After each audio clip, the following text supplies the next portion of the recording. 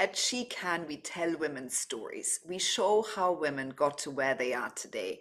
Those are always inspiring and motivating and mentoring moments and stories of women that show what is possible. I am super excited and honored to interview Alka Joshi today. Alka, it is so lovely to have you. I'm excited to hear your story. You really are an international best-selling author. You have published 3 books now, The Henna Artist, The Secret Keeper of Jaipur, and The Perfumist of Paris. And you are a New York Times bestseller. You're in the Reese Witherspoon book club, the Pick. You have the Henna Artist being made into a TV series with Netflix. You're an international speaker and a writing coach. Tell us a bit more about yourself and how you got to being a best-selling author later on in life. Well, I think that this is something that everybody needs to hear. There is no time limit on writing or doing something else with your life. I didn't start writing until my 50s. And it was the economy that forced my hand. I had been running my marketing and advertising agency, and then the 2008 global recession came along, and a lot of my clients said, oops, we have to cancel our projects or we're going to have to postpone them. So I know that it takes about 2 years for the American economy to recover. And I thought, well, what am I going to do during that time? Oh, I know. I will do something that my husband has always said I could do, and that is to write fiction. So I enrolled in a Master's of Fine Arts program that was just focused on creative writing.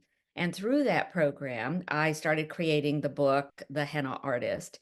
At the same time that I was in the program, I was also going with my mother to India many, many, many times.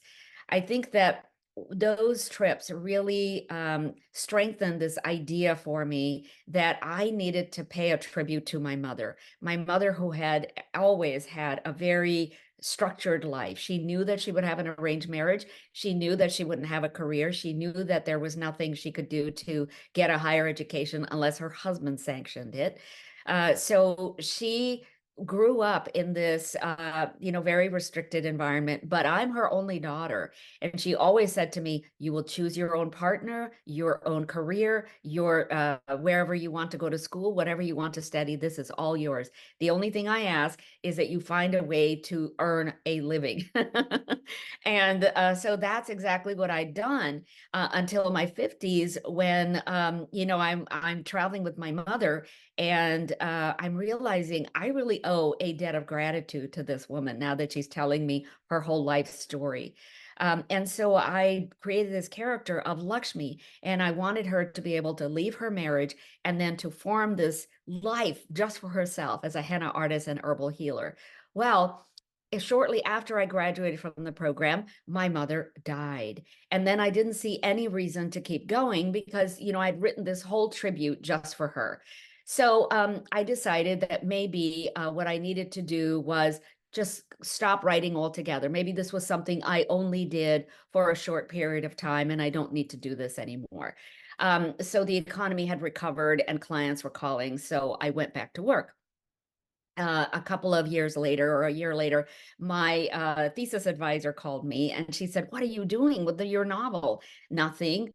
And she said, look, you have to get back on the horse. You have to figure out how to make this work because we think in the program you have a really good shot at this.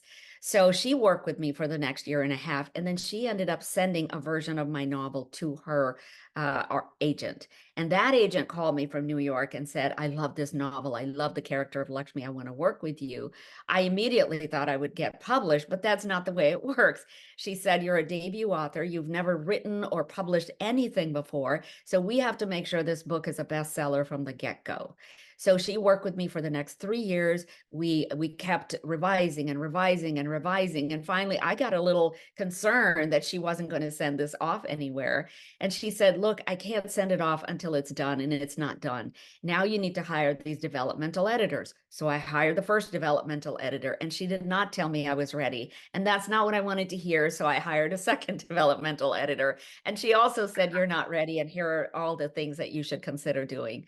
So I quit all together once again. It was another year before I would go back to the novel, and I started reading the comments from the editors, and I said, okay, I think I can do this.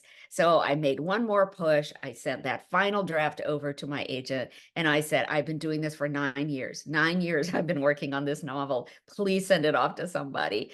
And so she said, okay, all right, you've done everything I asked you to do. That's good.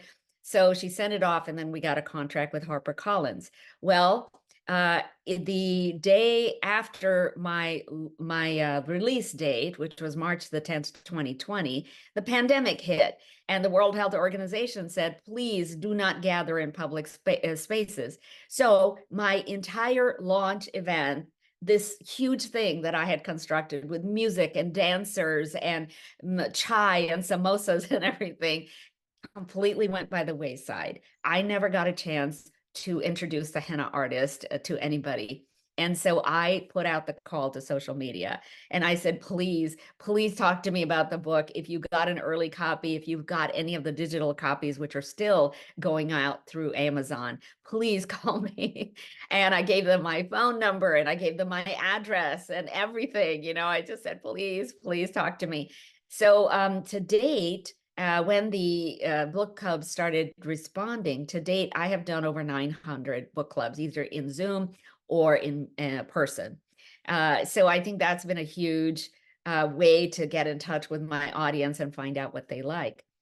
One thing that I think you should know is that before the Henna Artist was published, it was at the printers, and I had started working on book number 2, which was The Secret Keeper of Jaipur, right there.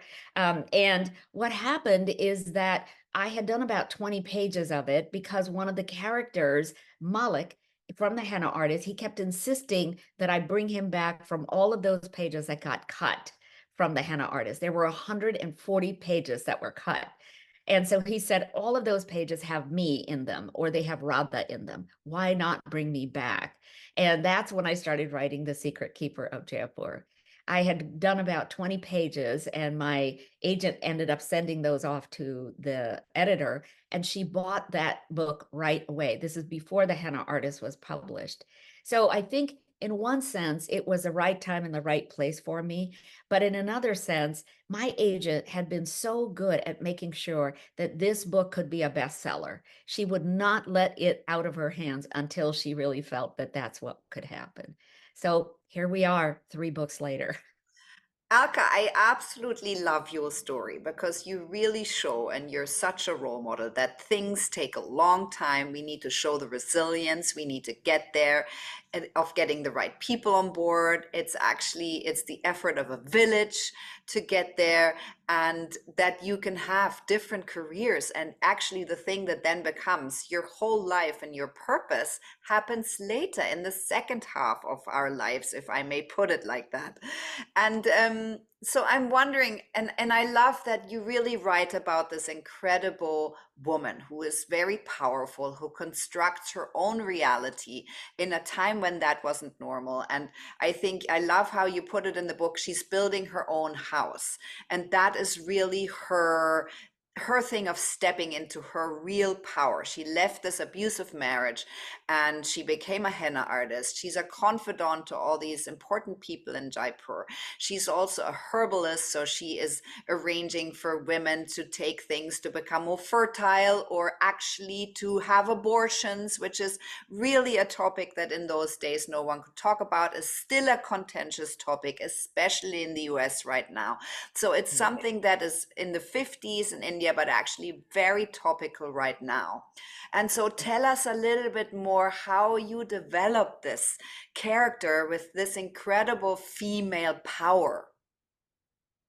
I think what I was trying to do is really channel my mother's energy and her ability to withstand so many obstacles in her life. Um, one of the things that happened is that my husband, who is a very supportive husband, I would never have married this man if I did not feel he was completely enlightened, and he is. So when he found out that I was writing about India and writing about this alternate life for my mother, he brought home something for me called Hindu Altars.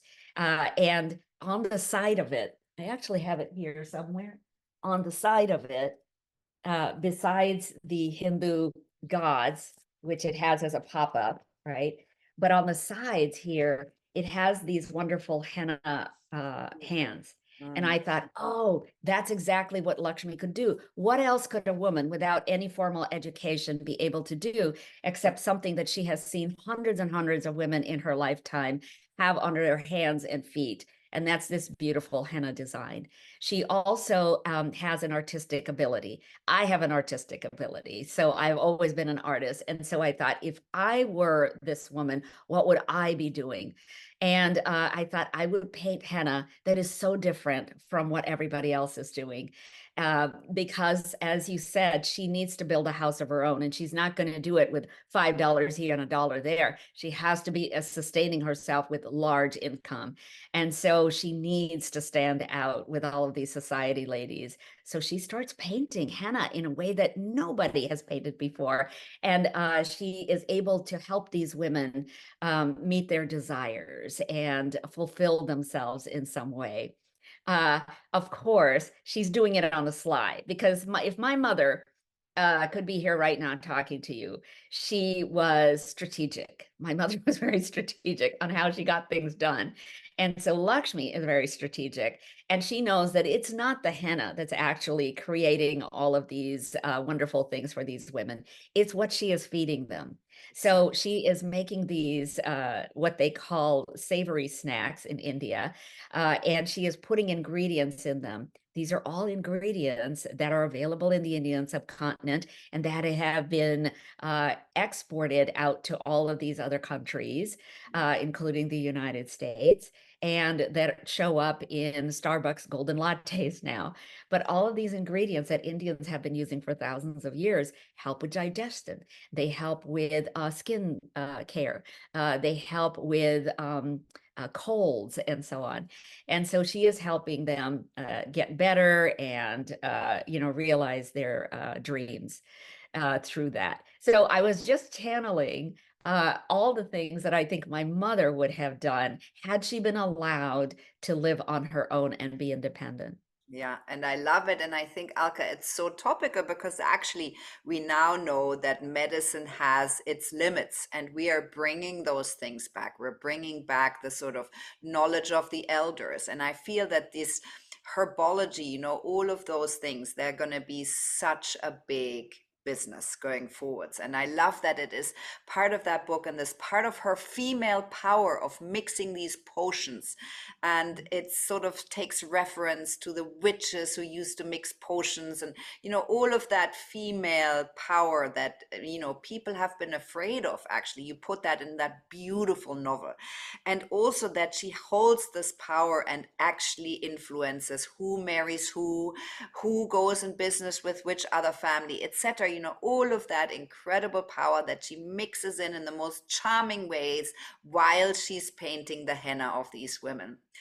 Alka, so what would you say? 3 books in, the trilogy is published. The third book has been published now, The Perfumist of Paris. What is your main motivator going forwards? You've achieved so much acclaim with those books. You obviously are meant to be doing this in the world. What is pushing you forwards? I think it's this idea of making sure that people understand women's empowerment comes in many different forms. It could be because they are the head of a family and doing a phenomenal job training their progeny how to be enlightened in this world and to be gender sensitive. I think that it takes the form of a woman who is starting her own business. And how does she navigate a world where really still men rule most of the world and most of business?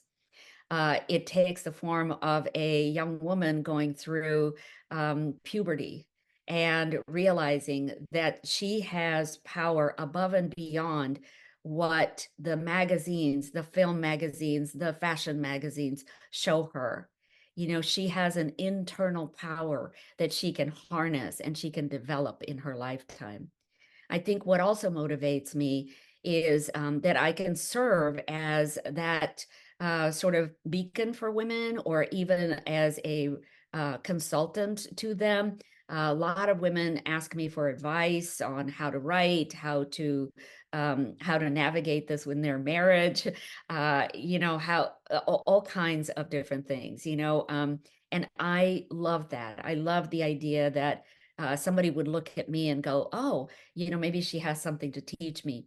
Because when I was growing up in the United States, I was an immigrant at the age of 9. And I realized that no one had a positive thing to say about the country I was from, India. This was in 1967, so it was a different world. And many people in the United States had never traveled outside of the United States, much less outside of their state. So when they looked at us, my family, they were sort of just parroting things that they had learned in their history books, and that wasn't very deep. So I grew up thinking, oh no, maybe my perception of my country is wrong, and maybe they're right. I grew up in a terrible country with too much poverty and too many horrible things going on politically, and Hindus and Muslims hating each other and so on. It wasn't the India I had experienced, but I bought into the Western perception. Writing these books has allowed me to have a voice. And this is what I wish for all women. It's allowed me to have a voice that says, hey, India and the Indian subcontinent has given the world so much, and I want to tell you about it. It has given the world herbal remedies. It has given the world ingredients that go into fragrances that you use every day in your body, in the environment, in your soaps and your detergents and your candles. Those are all coming from the Indian subcontinent. It has given the world these beautiful gems that the Queen of England still wears in her crown and in all of the jewelry that we usually wear. So it's given me an opportunity to have pride in my birth country. Everyone deserves to have pride wherever it is they're from. And that voice has really extended out into a voice that says, hey, women, no matter what age you are, you can do what you want. You just need to stay the course. You need to have passion for what you want to do. You need to have patience with yourself, that it's not all going to happen tomorrow, and that it's okay if it doesn't all happen tomorrow. And then you need to have perseverance to keep going. It will take years sometimes to get to where you want to, as it did in my case. Luckily, you might be able to do it in a couple of years, which would be great also. But don't be upset with yourself if you can't do it right away. Yeah, I absolutely love that, Alka. And I think that you show that, your character shows that we hold so many roles as women. And each of these roles, we have an enormous amount of power within that. And so I love everything you just said about that. Um, Alka, I'm wondering your top qualities. Obviously, you're an absolutely incredible writer. What other qualities do you think you have that make you I so have, good at this? I have discipline. I have a lot of discipline. I know that when my um, editors are expecting something at a certain time, I will deliver it. And I maintain communication with them. So I let them know where I am in the process at any period of time. Nobody wants to work in a vacuum. Um, I think that all those years that I was running my own business, it taught me how to deal with clients. And I consider my publisher my client, but also my partner. And that's how I considered my clients in my business. So that means that it is a give and take, and that I am lockstep with them in how to promote my books. So much of what I learned in my business in marketing still applies when it comes to promoting books. I need to stay in touch with my audience. I need to stay in touch with my publisher. I need to do whatever I can to make sure that people know about my books, that people are gifting them to women who could use a little boost. And so many of my readers tell me that that's exactly what they do. They give them to their sisters, to their best friends, to their daughters, and daughters give it to their mothers, which that just warms my heart that Yeah. it goes both ways. Because there is so much that my readers tell me they see of their mothers, of their grandmothers, of women who have come before them in these books. These are women who really had the strength and the wherewithal to teach the next generation how to be. And, you know, we all need to honor that. So there's a lot of what I learned about keeping in touch with all of these clients that I had. Now I keep in touch with my readers. Yeah. And it's one of the most rewarding things about being an author to think that your work, even though it's fiction, even though it's historical fiction, that it made a difference to people's lives. I had a gentleman from Slovenia get a hold of me, and he's 90 years old, and he said that he had read the Henna Artist. He loved it, and it reminded him of the village that he grew up in. Even though he's never been to India, he doesn't know any Indian people where he lives, but he said he could resonate with it, and he could resonate with the characters that are in the book. Yeah. So I think there's no greater uh, reward than that for an Yeah. author.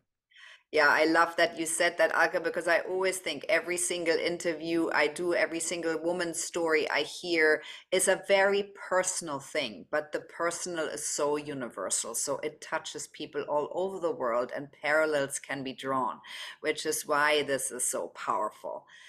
Alka, so you've been in the Reese Witherspoon's book club. She's an incredible woman who built a $1 billion business telling women's stories. What are you most proud of to date? Uh, I'm proud of the fact that there are women out there supporting other women. And I think that's exactly what Reese Witherspoon did. She was also not getting the kind of roles as she got older that she would have liked. And the scripts that were being sent to her were nothing, everything trickled down, trickled out. So she said, you know what, I can use my influence to help other women, and that is to promote their stories. What an incredible thing for a woman to do for other women. We hear all the time that women don't support women, but I really think the opposite is true. I think we do try our hardest to support other women. And if we can do more of that, the better. Especially, I think, when it comes to businesses. I have been lucky enough to have mentors who really pushed me to do better, to go further ahead. And I think that that's something we can all do in the business environment. But also now, a lot of younger women will write to me. A lot of South Asian women will write to me and say, I want to tell my story. How do I get started? So I'm really proud of being able to work with these women and to give them the courage and I think the confidence they need to be able to realize their dreams. I guess I'm kind of a little Lakshmi myself. Yes, definitely. Absolutely. Alka, so give us some top tips for exactly those younger women who think, I have a story to tell. You're an important writing coach. What are your top tips? One is you definitely need to read in the genre that you are writing. So if you want to write fantasy, read a lot of fantasy books. If you want to write sci-fi, read those. Historical fiction, read those. So work in your genre, really understand how to dissect a story and figure out what they're doing right and what you love about the characters. And then for the story that you're writing, if you know who the characters are, then write a character Bible. Tell us what they eat. Tell us what brand of toothpaste they use. Tell us what their parents are. Where did they go to school? Do they love flowers or do they love to eat more than anything?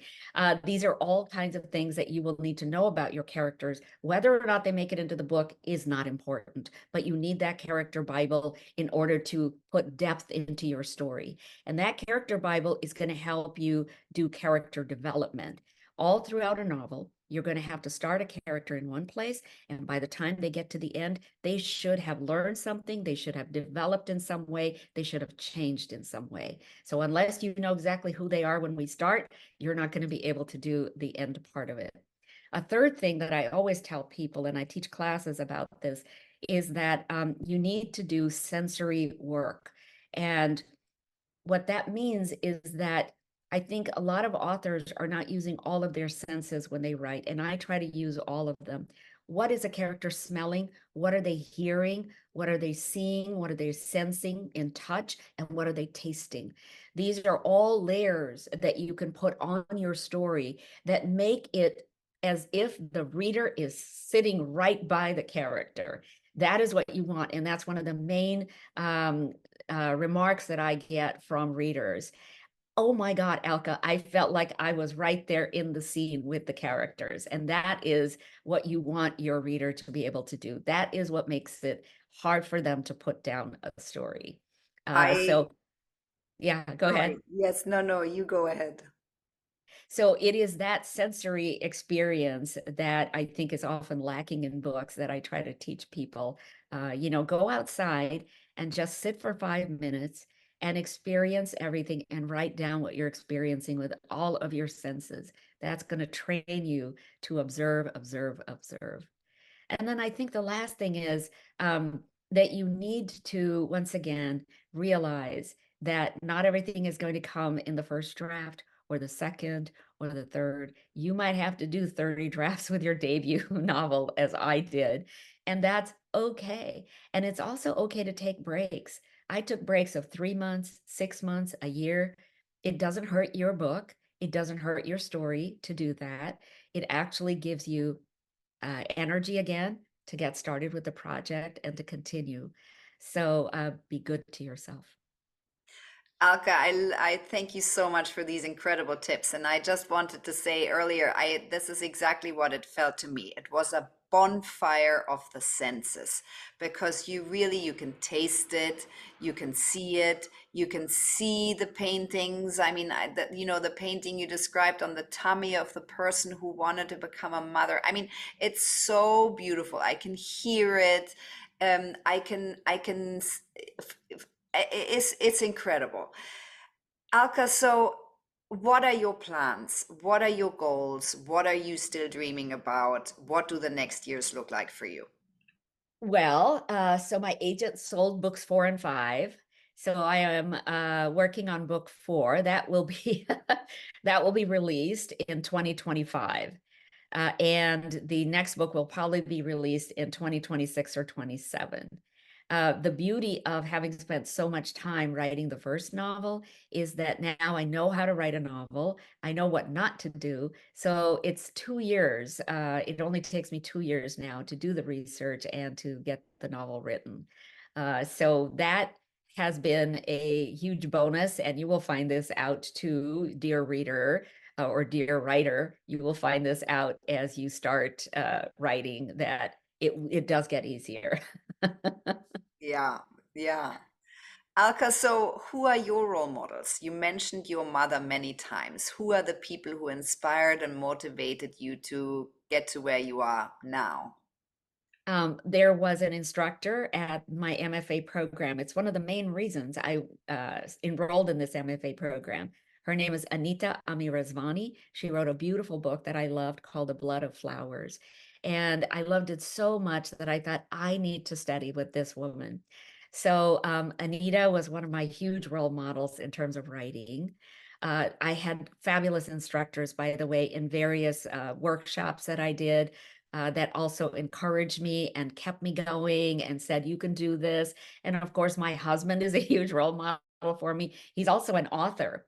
So he taught me how to form rhythm in my sentences. I didn't know anything about rhythm. I didn't know it was like poetry, even when you're writing fiction. So that's something to keep in mind, all of you writers out there.